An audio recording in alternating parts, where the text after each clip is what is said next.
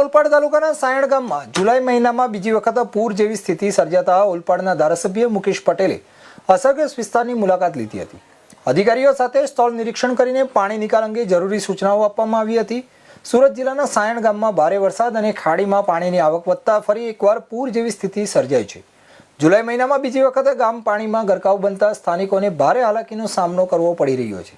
અગાઉ 7 અને 8 જુલાઈએ આવેલા પૂરમાં સાયણ ગામનો અંદાજે 70% વિસ્તાર પાણીમાં ડૂબી ગયો હતો, જ્યારે ગઈકાલે પણ ભારે વરસાદના કારણે ખાડી ઉભરાતા ગામની અનેક સોસાયટીઓમાં પાણી ઘૂસી ગયા હતા।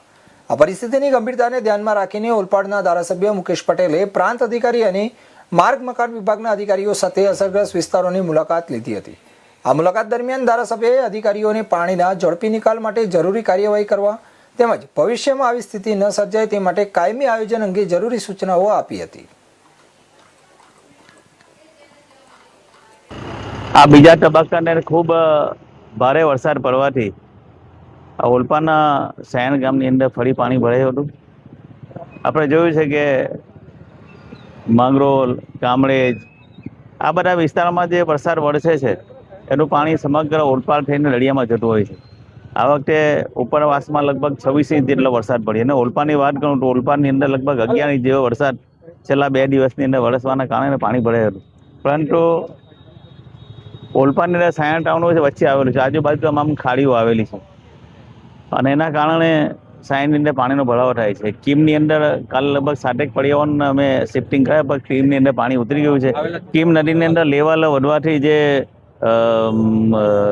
વડોલી વાંકનો જે વિસ્તાર છે તે અવર જવર અત્યારે લોકોની સેફટી માટે બંધ કરવામાં આવ્યો છે। ઓલપાડની અંદર જે છેવાડાનો વિસ્તાર છે, દરિયાને ટચ થાય છે, એ વિસ્તારની અંદર જે હળપતિવાસ આવેલો લગભગ 800 જેટલા હળપતિઓને અમે સ્કૂલમાં અને કોલેજોમાં એને શિફ્ટિંગ કર્યા છે। SDRFની ટીમો પણ કામે લાગી છે। એક ટીમ સ્ટેન્ડ બાયમાં કીમમાં પણ રાખી છે।